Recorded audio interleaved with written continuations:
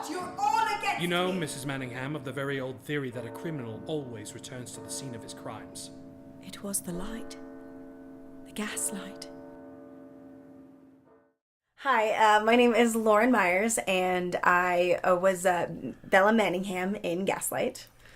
Hi, I'm Frank Green. I was Mr. Manningham, Jack, if you will, in Gaslight. And for me personally, I think one of the really, really cool things about this show that kind of stuck with me is it was by far one of the most difficult roles I think I've ever encountered. And I couldn't think of a better cast to have encountered it with, or a better team for that matter. And it was probably one of the first shows where a lot of the tools that DCRT has been teaching me really started to come through and start to make sense and click in my brain. And what greater show to do that with than one that was all about psychological torment. Yeah. Agree. Like, one of the strengths that I've normally had as an actor is being able to be these bold, big characters, and the need for subtlety in that mask of needing to wear, that the character had to wear, and when to drop it and how it drops was probably the challenge that I had in this show. Just the subtlety of a moment and not necessarily bringing a sledgehammer. And you could just have a little chisel. Just chiseling away at the mind. Just a little tapping away at the mind. Psychological torment.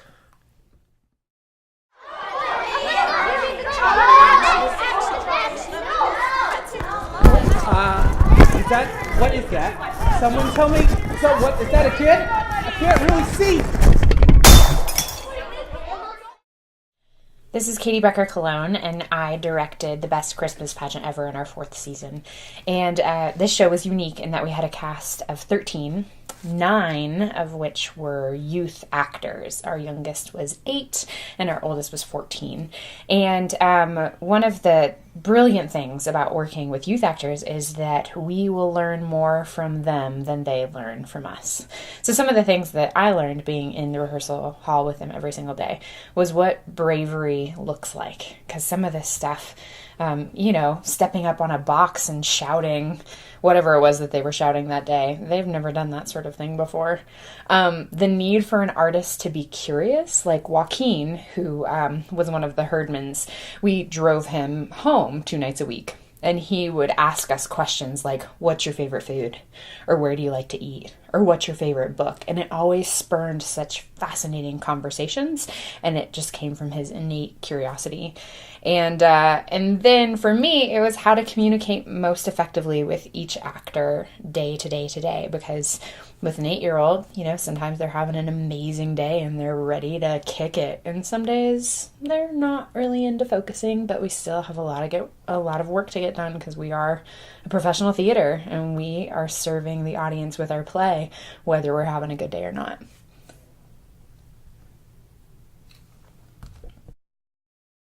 How I do love her now. She loves me. He loves me. She hates me. He loves me. He loves me. He loves me not. He loves me. He loves her. She hates him. He loves me not. She loved me. She loved me not. He loved her. Now he loves her. Hi, this is Ezra Colón, And this is Josh Hurd. and we're going to talk about Midsummer and how unique and amazing it was. Midsummer, for me, was a delve into some Shakespeare bravery. Not only did we spend so much time on the actual literal language and the technique, but then to throw that all away to subject to the moment with the disposal of William Shakespeare's words as pure action was a big lesson in poetry and acting poetry for me. It never became about that, but that's what it resulted in. What I found most wonderful about an opportunity to do a show like this was the chance to get to play multiple characters in a show that would frequently be cast full out, with every role having a different person playing it. The dynamic performances created by each individual actor were inspiring to me, and I really appreciated the way that director John Hardy helped to elicit those performances without telling us what to do, but just kind of drawing it out of us.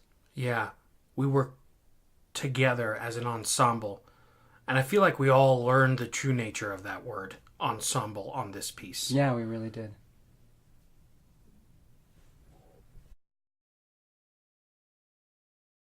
I was caught in the eye with a nightingale. Hold the water, let it burn.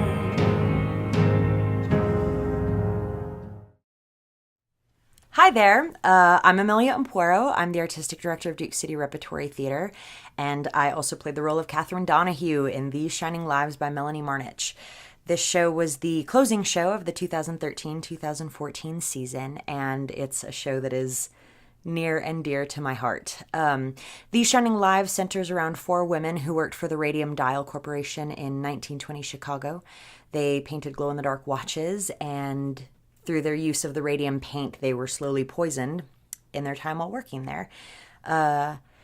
This show was a really sort of incredible experience. It was something that became much more than the words on just the page, and we, all of us, the entire cast, and John Hardy with his direction, and Charles Murdoch Lucas with his design, and Anna Nichols with her lighting design, we all really worked to honor these women and their stories through this play. This is a play that, more than any other in my time at Duke City Rep, has affected our audiences. We are still getting emails and phone calls.